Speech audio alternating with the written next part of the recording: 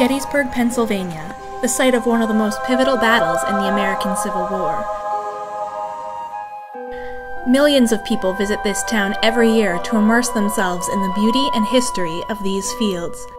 But recent years have seen travelers seeking out Gettysburg for a more unusual reason: ghosts. Gettysburg has become a must-see location for believers in spirits and the supernatural. And businesses that cater to those seeking the unexplained have found a home here. Over the next hour, we will delve into the world of paranormal tourism. Find out why so many of us love to be frightened, and explore our culture's fascination with all things ghosts. Please join me for Paranormal Tourism of Gettysburg and the Thrill of Fear.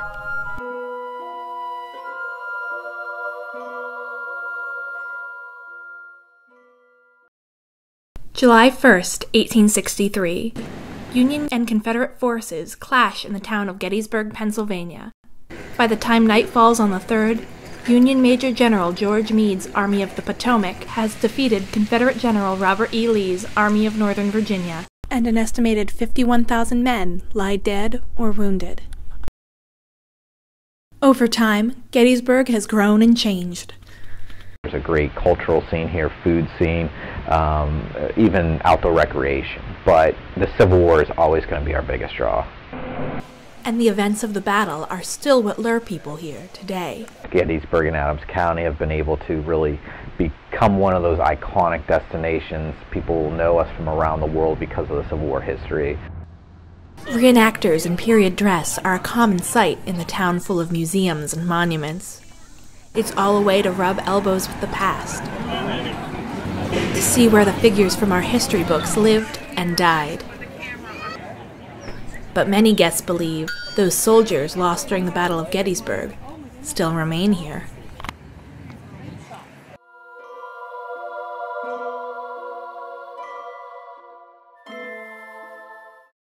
My first encounter with a spirit as a child, I saw a ghost dog, and I was the only one who saw this particular entity. My parents thought it was my imagination. Jolene Spooky Riley is one of these believers. And years later, as a teenager, I had a number of other encounters that led me down a more serious path of paranormal research. In Gettysburg, she was able to turn her captivation with ghosts and spirits into a career. Jolene is the manager and headlining ghost tour guide at Gettysburg Ghost Tours, as well as the founder of the Gettysburg Paranormal Association. Gettysburg is known mainly for two things: history and ghosts, not necessarily in that order. I consider Gettysburg the ghost mecca of the world, and I think that people flock here because it's such a great town rich in history, but also has been flagged as a paranormal community. And around Halloween, that community grows much larger. This is one of our busiest times of the year. People would assume that July with the anniversary, but October is actually one of our busiest months. Yes, it's Halloween in Gettysburg, and after the trick-or-treaters head home, people flock to paranormal businesses. We get non-believers, we get people that are so into it that they just come back time and time again to do the same tour. We never know who's walking through that door. Every tour, every ghost hunt, there's no saying what's going to happen, not necessarily ghost-wise. We get a variety of people with a variety of different levels of experience and interest. We get the hardcore paranormal enthusiast. We have the budding hobbyists who are looking to start their own groups. And then we have families that just want to scare their kids. So we get a variety of different people through. I find it fascinating, especially like places like Gettysburg, because I consider them to be residual haunts. The people died so quickly and so violently that I don't think most of them even know they're actually dead. And it's actually intelligent. It's just like a rewinding of a cassette tape. It replays itself in the right conditions over and over again. They don't know you're there. You don't know that they're there. People look at this with, honestly, I think with skepticism, which is fine. Being analytical is a benefit, not so much a detriment. I think that people who are somewhat skeptical in nature, when they do have an encounter or have something that they can't explain occur, they seem to get more excited than the people who are coming in the door on the onset very excited. We want to get a good scare. A number of people claim they want to see a spirit. Once they do, they take off running, which I don't understand that. You know, it's like getting on a roller coaster, but you want to, you know, push the envelope. And I think people who enjoy paranormal experiences, I think, have the same mindset. They're thrill seekers in a sense. They want to explore this, and they want a good scare. State Penitentiary, I went the first year in 2008 to do the Terror Behind the Walls haunted tour. And I was walking down the center to what's the rotunda, the center hub of the prison. I looked down to one cell block, and I swear I saw the shadow of a human walk from the left side of the cell block across the hallway into the right side. No one down there. The riot gates were closed and everything was off limits. For others, delving into the paranormal is about more than experiencing a thrill. We actually have a spirit in our house. You can roll him passed away. They definitely look like the son of the first owner, so I know he's there. Plus, I know my brother. I think a number of us want to connect and see that life doesn't necessarily end. There's something else out there. One thing all of these people have in common is that they have come for ghost stories. I just really like to entertain, and I think the art of storytelling is so very important to pass information and history on to future generations, and I love working with people, and of course ghosts intrigue me, so being able to use all of that in the role that I have here as a trade is a blessing for me. I'm very fortunate. And no one knows Gettysburg ghost stories quite like Mark Nesbitt, author of the Ghosts of Gettysburg book series and founder of Mark Nesbitt's Ghosts of Gettysburg candlelit walking tours. All my books start off with the history of the haunted site, and then I will tell the ghost story, because that first of all, I can't help myself. I like the history, and second, it's to me it's better when you have the history of the site, and then you tell the ghost story. If you don't, it's just like somebody, you're walking down the street and somebody jumps out of the bushes and yells "boo." You're scared for 2 seconds. He became interested in the paranormal due to experiences he had as a battlefield guide. Well, I was a park ranger here at Gettysburg, and the first thing that interested me when I started thinking about ghosts was I lived in a lot of the houses that are out on the battlefield, the pretty historic houses. They put rangers in there to, for security. And I lived in 4 of them, and every one of them I had a weird experience that I couldn't really explain.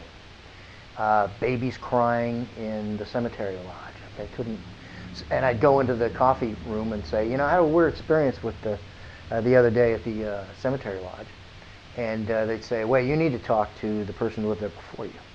And I talked to them, and sure enough, they would have had a similar experience. So the little wheel started turning. I'm thinking, what's going on here? All my guides do the stories, tell the stories from my books.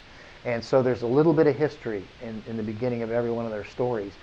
Although visitors are not allowed on the battlefield after dark, ghost tour guides are able to lead guests through some of the supposedly haunted locations in town. This includes the building that was once an orphanage for those left parentless after the war, the Jenny Wade House, home to the only civilian killed during the Battle of Gettysburg, and various homes and businesses that have stood since the battle. On the traditional Black Cat tour for 8:15.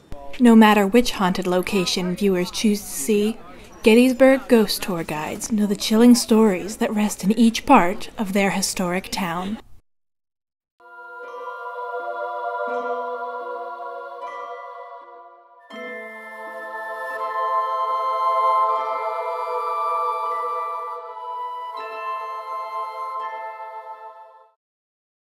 While modern supernatural television programs have fueled Gettysburg's paranormal tourism industry, ghost stories were being circulated many years beforehand. Digging into the records of the Adams County Historical Society can show that tales of paranormal activity in Gettysburg began earlier than one would think. In fact, the following ghost encounter was said to have happened 30 years before the Battle of Gettysburg even took place. In 1905, the Gettysburg Star and Sentinel newspaper printed an account of a ghostly visitation that supposedly happened in August of 1833. In the article, Mr. John Swope, an apprentice at a saddle factory, and, quote, very upright young man of unblemished reputation, claimed to be visited on several occasions by a spirit. It visited him again when he was in the presence of 2 friends, one of whom drew a pistol and threatened to shoot the ghost if the man did not give an account of himself. The spirit indicated that the men should follow him to a particular spot in a field. They were told to dig there on a certain night to find buried money, and in doing so, would secure rest for the wandering shade. But when they did dig, they found nothing. Perhaps one of the men decided to visit the location early so as not to share, or perhaps even ghosts like to play jokes on the unsuspecting. Or maybe it's just a story. Another story of a ghost on the battlefield of Gettysburg was being told even before the battle had reached its end. The following was spoken by Colonel of the 20th Maine Regiment, Joshua Chamberlain. In a moment, the whole corps was in marching order. Rest, rations, earth itself forgotten. One thought, to be first on the Gettysburg Road. The iron-faced veterans were transformed to boys. They insisted on starting out with the colors flying so that even the night might know that the manner of men were coming to redeem the day.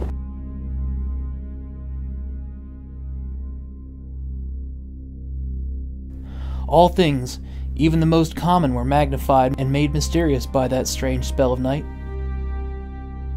Now from a dark angle of the roadside came a whisper. Whether from eerily or unearthly voice, one cannot feel quite certain that the august form of George Washington had been seen that afternoon at the sunset riding over the Gettysburg hills. Let no one smile at me. I half believe it myself. So did the powers of the other world draw nigh.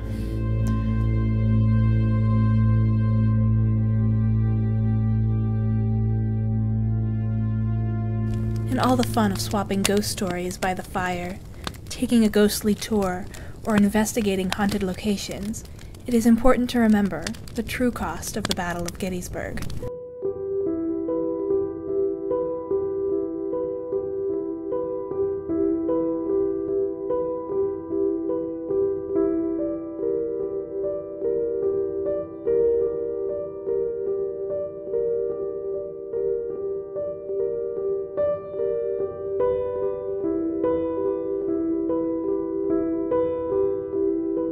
When Abraham Lincoln stood in this cemetery and delivered his Gettysburg Address, he said, "We cannot dedicate, we cannot consecrate, we cannot hallow this ground.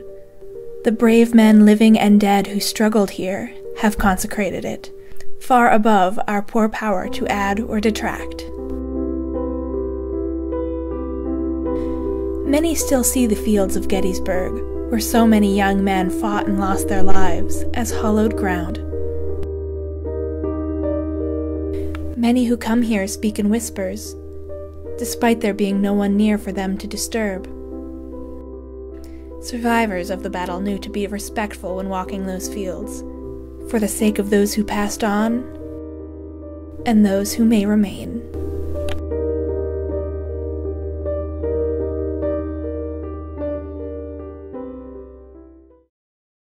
Chamberlain was not the only man who fought at Gettysburg and believed that spirits might be present on those fields. For John Burns, the moniker, the hero of Gettysburg, was not easily earned. When the battle began, the 69-year-old civilian left the safety of his Gettysburg home to join in fighting the Confederate soldiers. Over the course of the next 3 days, he was wounded and captured, but would survive the battle to become a national celebrity. In the aftermath of the war, he was visited by reporters, photographers, and even Abraham Lincoln. In Timothy H. Smith's biography, John Burns, the Hero of Gettysburg, he was described as a man most comfortable with the lofty title. The book also relates a conversation he had with a Mr. Samuel Bates in 1875. With all his heroism, Burns was not a man without spark of superstition, Bates would later say. He believed in apparitions.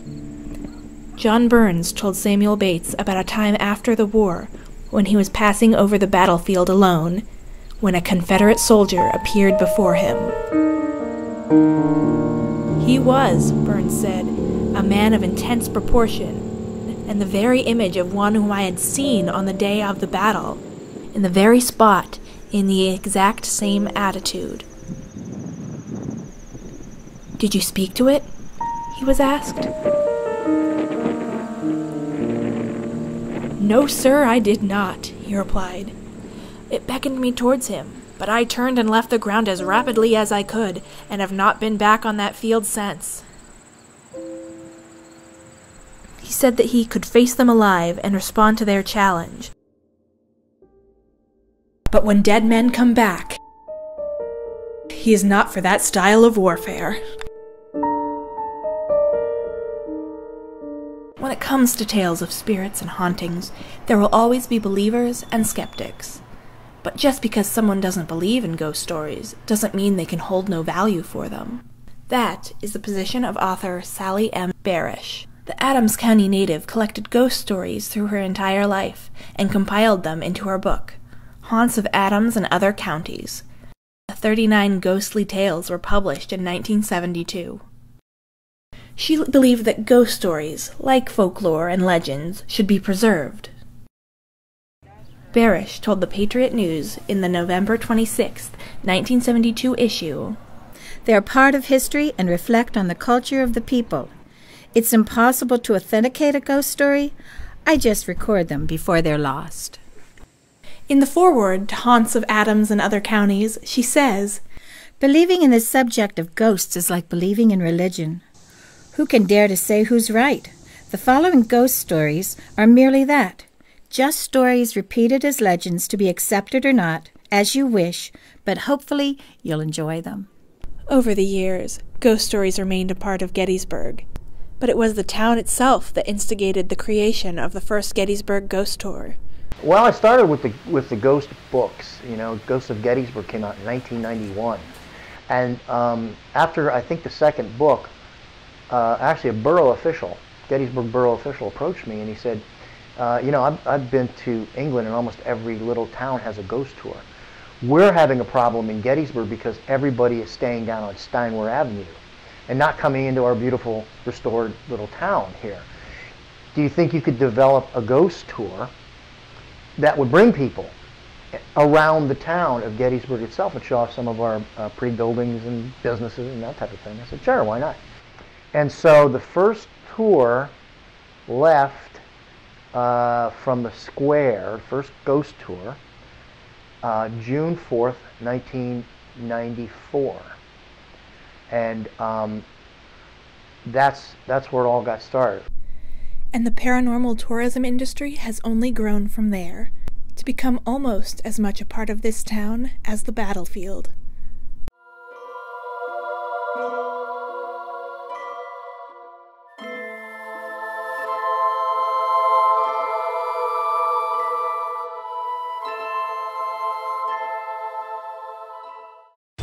Mankind has been telling ghost stories since before the written word. Most ancient people across the globe believed in an afterlife, and while the details of the afterlife varied from culture to culture, it was accepted that it was possible for the souls of the dead to return to the world of the living. Perhaps they received improper burial rites, or received no burial at all. Maybe they had unfinished business, or were seeking revenge on those who killed them. Regardless of the reason, the dead were meant to remain in the afterlife, and the appearance of a spirit was not a pleasant occasion, but a signal that something had gone wrong. Over time, ghost stories transferred to written works. In 1st century AD, Roman author Plinty the Younger recorded the first notable ghost stories. He described the spirit of an old man with a long beard and rattling chains that was occupying his Athens home.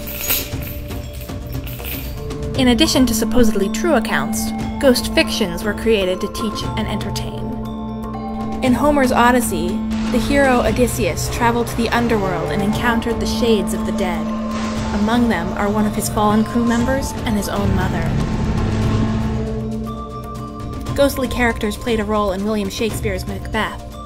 Julius Caesar, Richard III, and Hamlet. I am thy father's spirit, doomed for a certain time to walk the night, and for the day confined to fast in fires, till the foul crimes done in my days of nature are burned and purged away. In 1705, writer Daniel Defoe, best known as the author of Robinson Crusoe, scribed a famous pamphlet entitled A True Relation of the Apparition of One Mrs. Veal.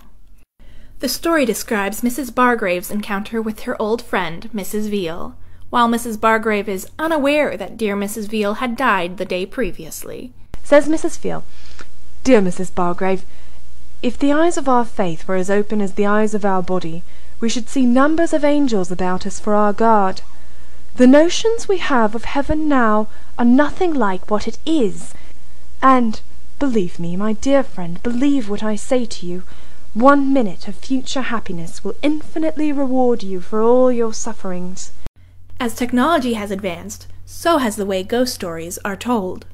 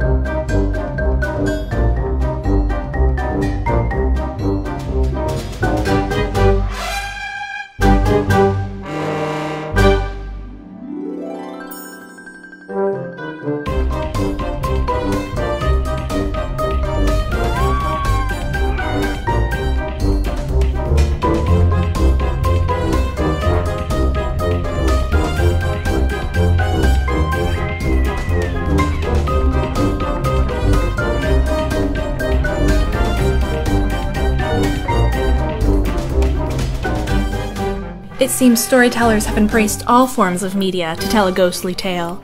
For generations, they have been written in books and pamphlets, with live actors captured on film using animation. Ghosts are on television, in magazines, and on the radio. Inner Sanctum Mysteries, starring Boris Karloff.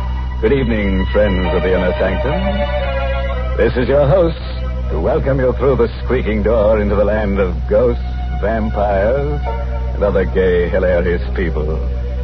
Friends, are you looking for an apartment? Well, we have just the place for you. It's sturdily built, completely of marble. You don't have to worry about the landlord putting you out. The lease is forever. All you have to do to get this little love nest is call your undertaker and get yourself a little bit dead. Mr. Host, I assure you no one is the least bit interested in your offer. Modern Americans have more access to media options than ever before, and ghosts haven't gone anywhere. The internet is full of bloggers sharing theories, foolish encounters, and photographic evidence. The blog The Science of Ghosts showcases a collection of spirits caught on camera.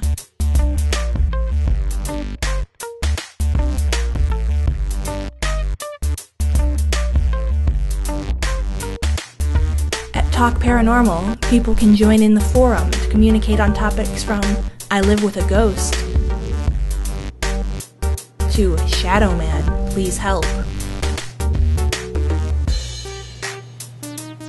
Anything Ghost, Mega Macabre, Halloween Special. You can listen to Anything Ghost podcast, where listeners send in their recordings of their true ghost stories in hopes of having it selected.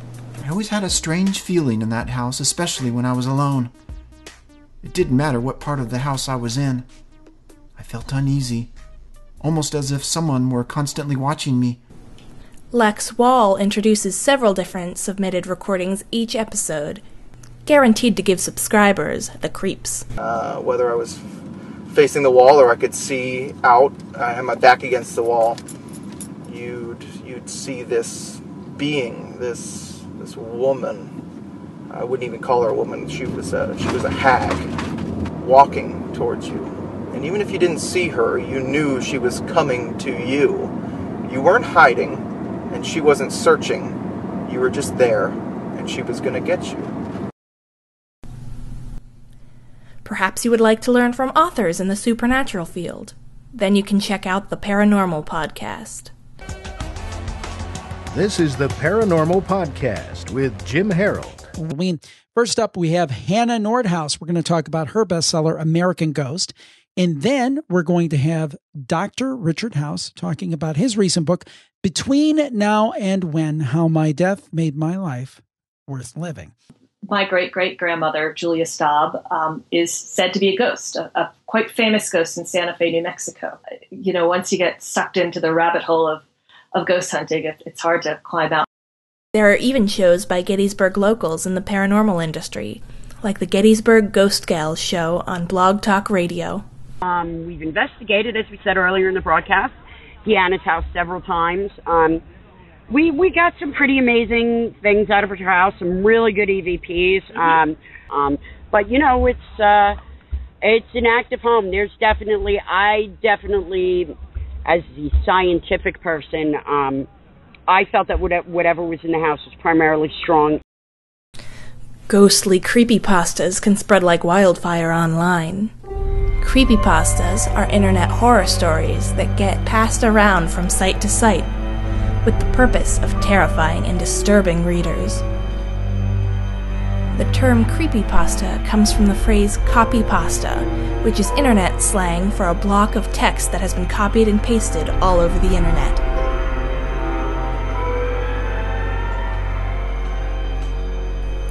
In one tale, a man checked into a hotel room. The room had an extra door which the worker insisted was a locked storage room.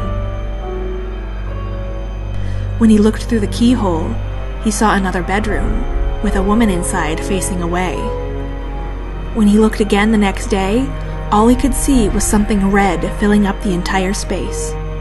When he inquired about it, the woman at the desk told him the other room was haunted by a murdered woman, a woman with red eyes. In another, there is a website called blindmaiden.com. It is dedicated to a doomed spirit. It is only possible to reach the site under specific conditions, but if someone manages, the maiden will haunt their home. The actual blindmaiden.com does not feature a vengeful spirit, but instead, window blinds. Over time, where these stories originate from can be lost, turning some of the most chilling of them into urban legends. Creepypastas have been circulated in countless photoshopped images, stories, videos, and even video games.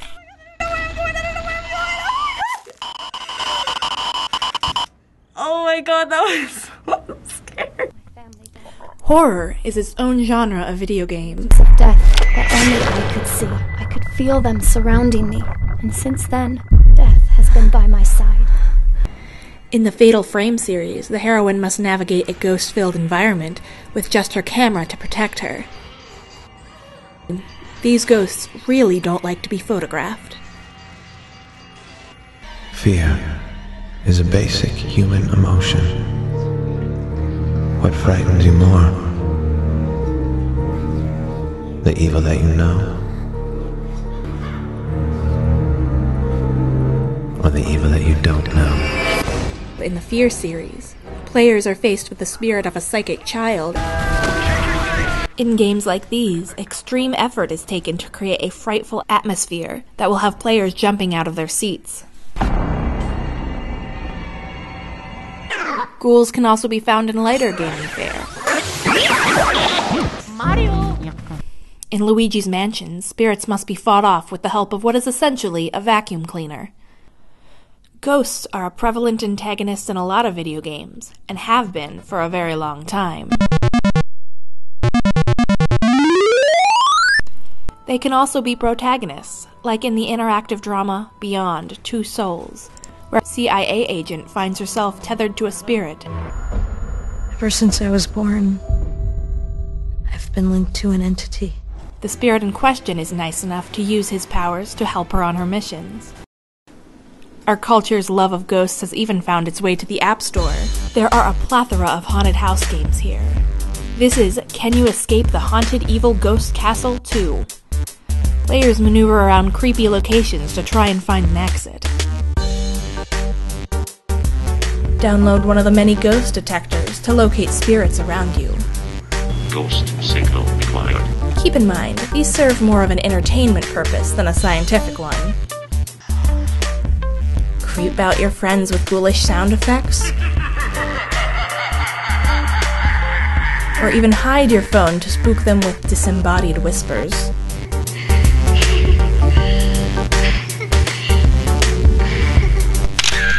Insert ghosts into all your photos.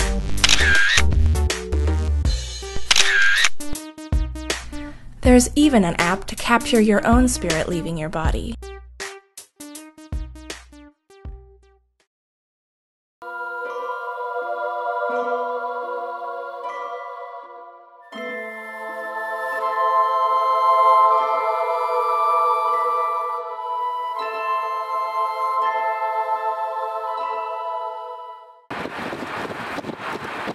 Just across the border from Pennsylvania to Maryland, you will find Crumland Farms. During autumn days, it's an idyllic piece of rural paradise. With pumpkins to pick, hay bales to climb on, and activities for the whole family. But when night falls, Crumland attracts a different crowd. It's opening day of Screamland, a series of terrifying attractions that operate on these grounds every Halloween season. We have different attractions that have many different people that will scare the crap out of you. Here at Screamland we have 5 haunts. We have the Barn of Bedlam, which is where I am. We have the Corrupted Corn. We have the Haunted Woods. We have Zombie Paintball. And we have new this year, the Escape Room. These professional scarers are preparing to give their first guests an experience they will never forget. But first, they need to get into character. I love Halloween. Halloween is my favorite holiday. So I love the idea of being able to get into character, and you gotta really make sure that you become that character. We get makeup done. That's really the first thing, just getting all dressed up and ready. I'm in a morgue, so I kind of just lay on a table and then I get up and then I scare people. My character this year is I'm a voodoo priestess. I'm the main character in the barn this year. This is the voodoo room. This is my pride and joy right here. My role is to put a spell on people so they go through the barn and they're under this spell.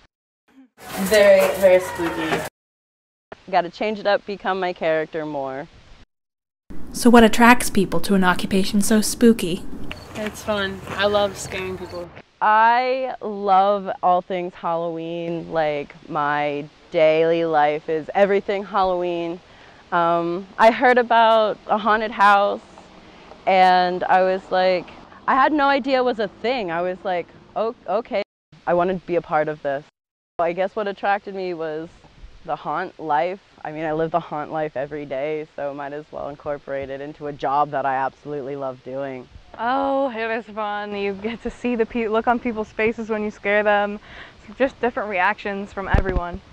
I absolutely love scaring people. We actually keep lists of like people that we make pee their pants. We keep tally on like how many people we fall on the floor. I love watching people fall over and cry and scream because they're so scared. The best reaction, honestly, was from last year. I had this really tall guy. He came into my scene and like he backed into me and he fell flat out on the floor. And he looked up at his group and he's like, we got to get out of here. And he bolted for the end of my scene.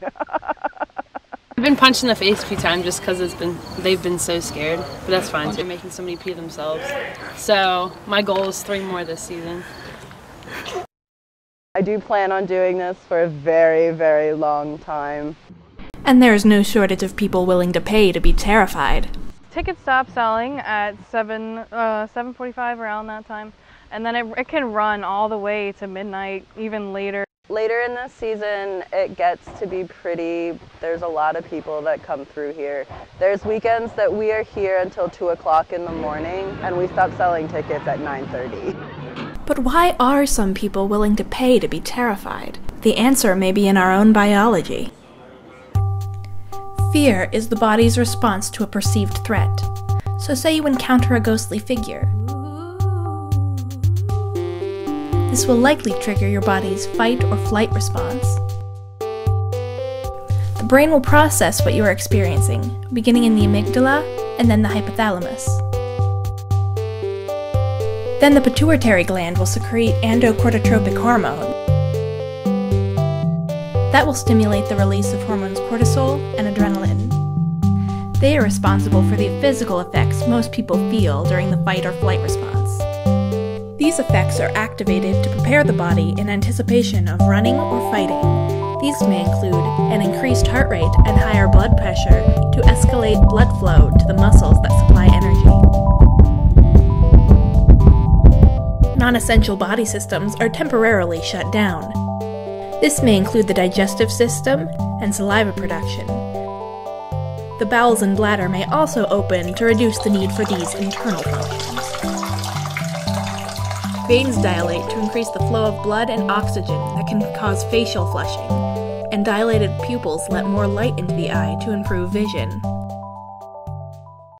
But why would anyone seek to trigger these effects on purpose? People who want to scream, they like the adrenaline rush of getting scared and getting things popped in their face and getting their senses interrupted. People love that. It's the thrill of it, really. Same thing with horror movies, except you are put in that situation. Like, you are put into a scene or sets where you are in the horror movie. You are part of that horror movie, and I feel that's why people come and they enjoy it. Adrenaline rush. I think they just want to see what's really up the alley. It's fun to get scared, I guess, so come to get scared. I'm not good with scary stuff, and I want to test my limits. Okay. Because yeah, I wanted to. I didn't want to do it alone.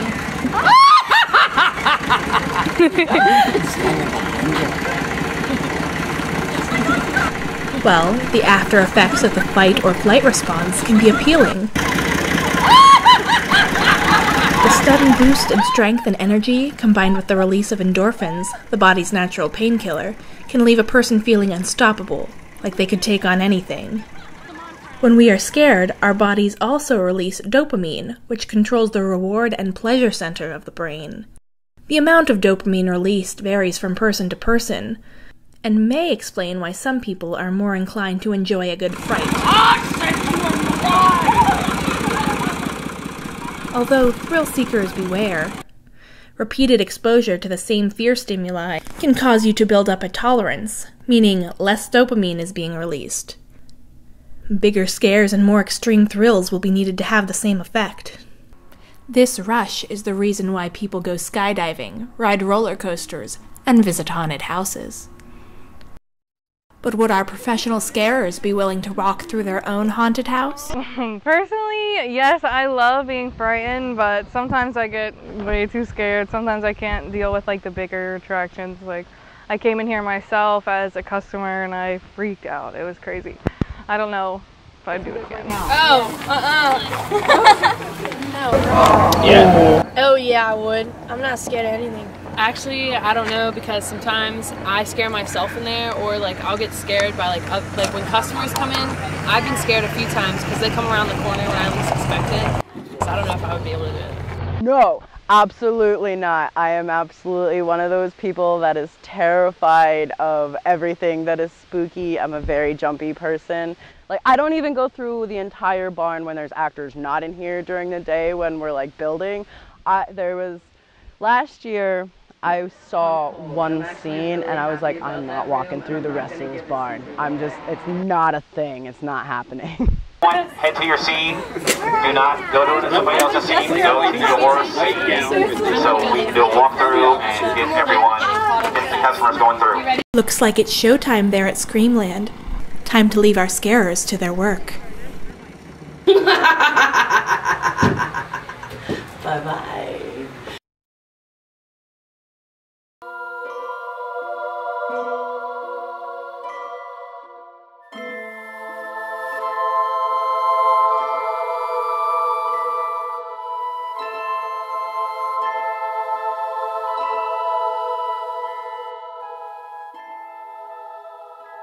Yes, there is money to be made by scaring people.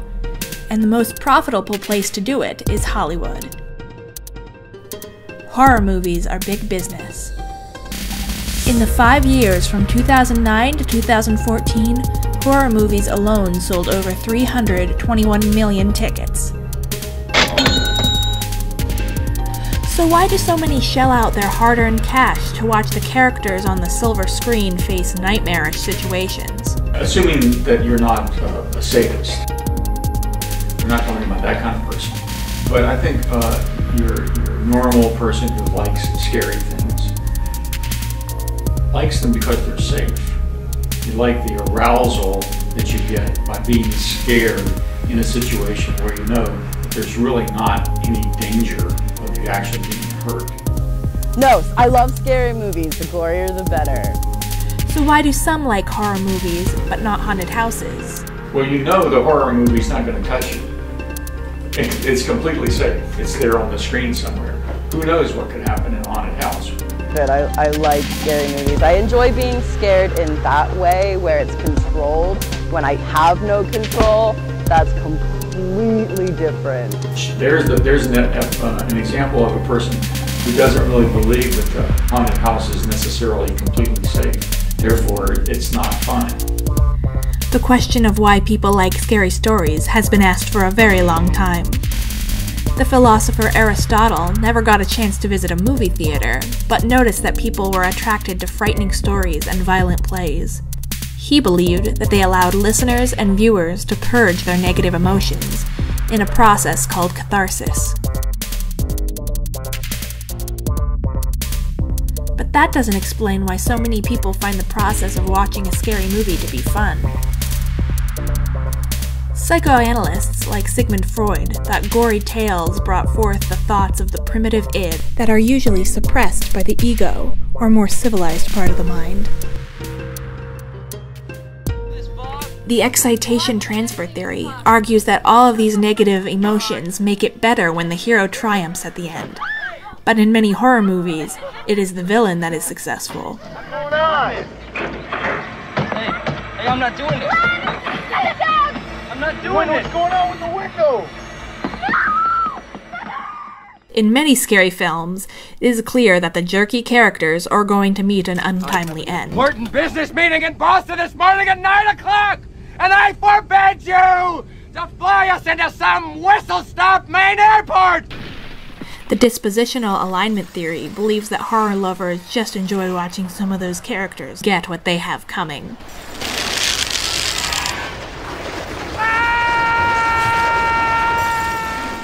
Scary movies are expected to trigger horror, but can they also spark romance? The gender socialization theory, also referred to as the snuggle theory, argues that the genre allows people to fall into traditional gender roles. An experiment with teenage boys found that they enjoyed a horror movie more when they saw it with a girl who was visibly frightened. When the experiment was repeated with girls, they found that they enjoyed the movie less when the male companion was frightened, and preferred when the boy was unrattled by the film. There's actually a study in which researchers showed couples pictures of people of the opposite sex. If the couples were not romantically involved and they just come out of a haunted house, right, they rated the pictures, the attractiveness of the pictures that are being shown to people of the opposite sex, they rated them more highly than they did if they had not just come out of the haunted house. And so there's this state of arousal, and certain kinds of experiences apparently become more enjoyable when you still have that. You're no longer being scared, but you've still got that arousal level high. All of these theories attempt to explain aspects of our culture's love of spooky cinema, but none of them quite give a definitive explanation. Dr. Glenn D. Waters believes that there are three main factors to why people find horror films alluring. First is tension that is caused by suspense, mystery, or shock. Second, there is relevance. The film has to be relevant to viewers in some way. This can include utilizing universal fears like death and the unknown. And finally, unrealism. In 1994, a study was done on disgust. A group of students were shown some gruesome documentaries. Few could make it to the end of the viewing, but many profitable films are much gorier than the footage shown. The difference is that no matter how realistic a movie seems, the viewer knows that everything they are seeing isn't really happening. They are edited with camera shots, music, and the people you see being dispatched, you will see on television being interviewed tomorrow. We had consultants on. And knowing that in the back of your mind makes going along for the ride okay. Ghosts have always been a go-to antagonist in horror movies. In fact, 8 of the top 10 highest-grossing horror movies of all time feature ghosts.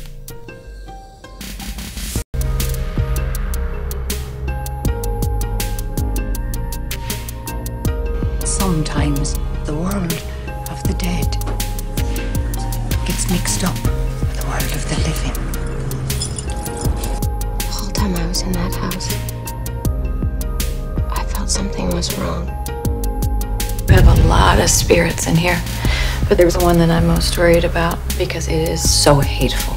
I see dead people walking around like regular people. I don't see anything. Are you sure they're there?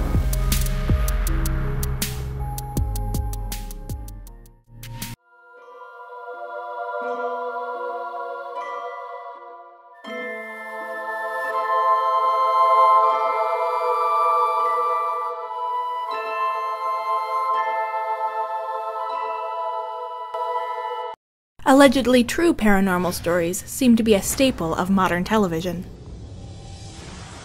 And programs showcasing investigations into the unexplained continue to draw viewers. One of the first of these programs was 1977's In Search Of.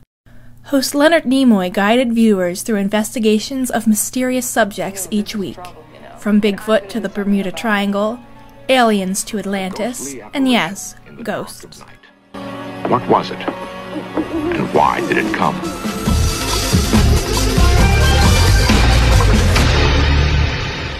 Each episode opened with the disclaimer.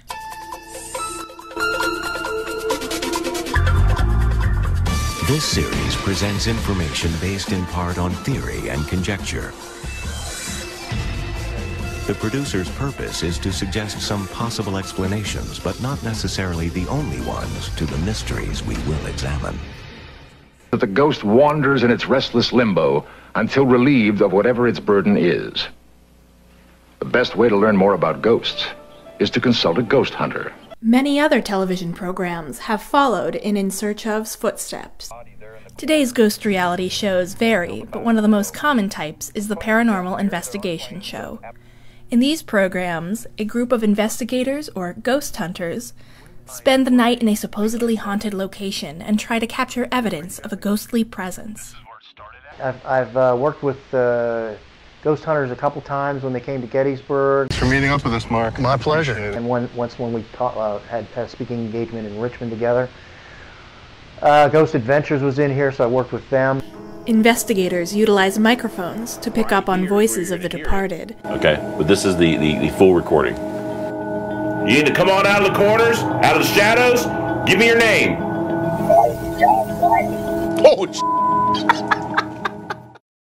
EMF meters, an instrument that reads the fluctuation in electromagnetic fields that ghost hunters believe spirits emit. Dude, that flashed back there. What did? The bear just flashed. The bear is an EMF bear. It has EMFs inside. Oh!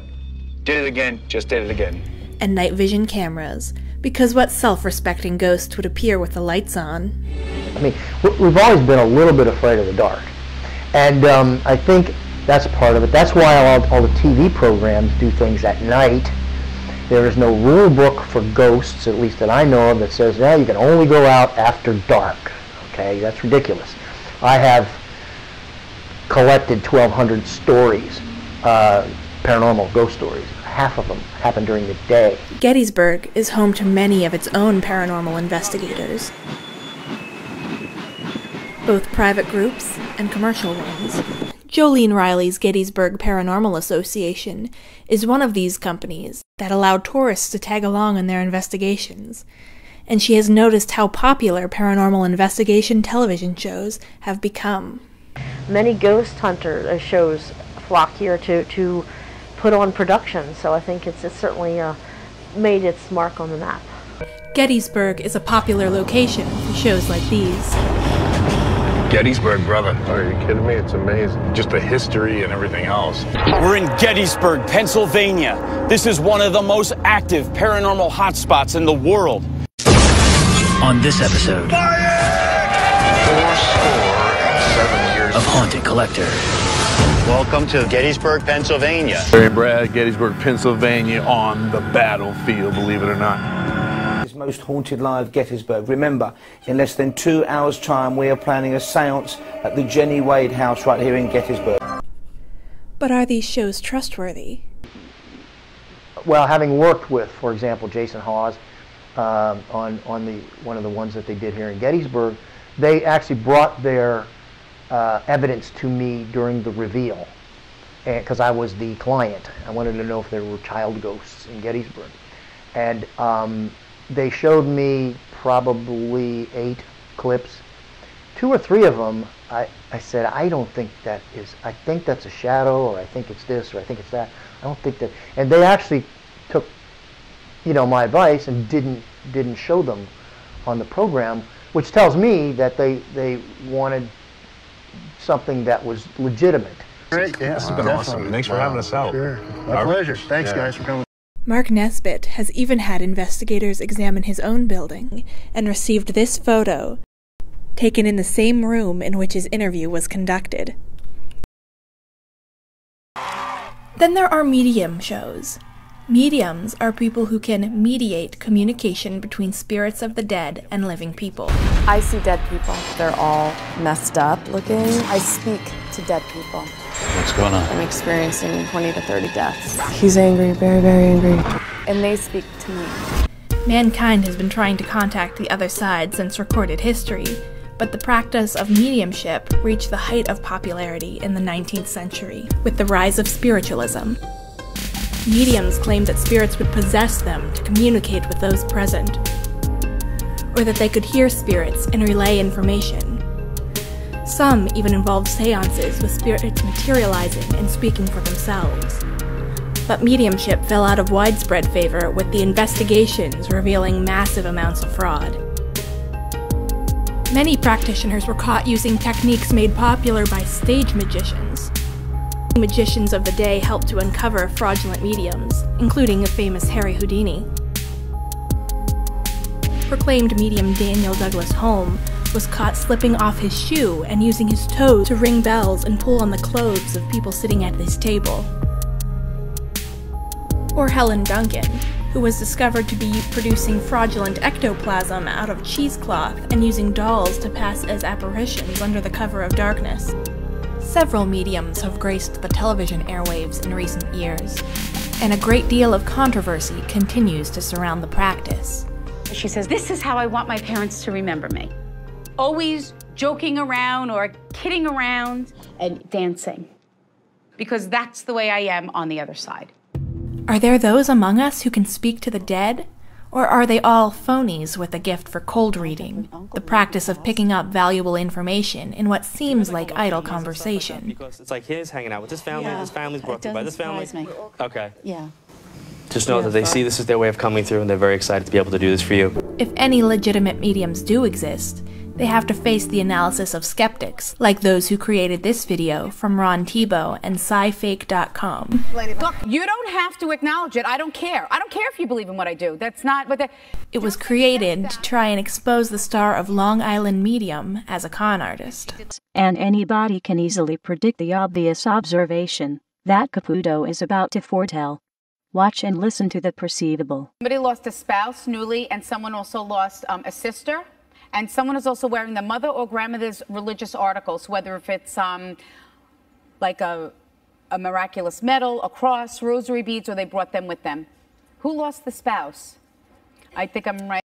Another popular format for paranormal television series is to have witnesses to supposedly true supernatural experiences relay their stories in an interview. Today, the Johnsons are still trying to cope with their haunted lives. It's your worst nightmare. The situations they describe are paralleled by actors. Mommy, I'm cold.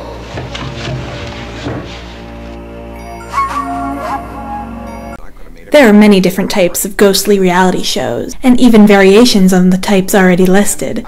For instance, in addition to listening to regular people tell you their ghost encounters, you can listen to celebrities tell you their ghost encounters. No form, really, but it's a white light, and it zooms down. And it was very quick. I realized this was not the counselors. This was something that I've never seen before, ever in my life. Instead of watching normal paranormal investigators, you could watch celebrity paranormal investigators. In a world where celebrity is king, comes a new show where the famous are forced to investigate haunted locations. I gotta go up there by myself?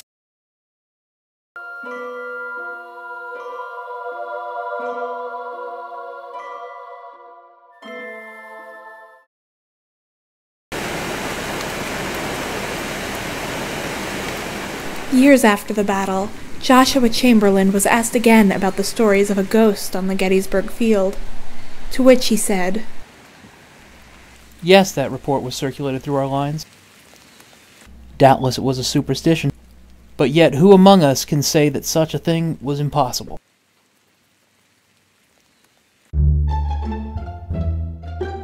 Gettysburg, Pennsylvania. A population of over 7,600 men, women, and children. And possibly hundreds of spirits.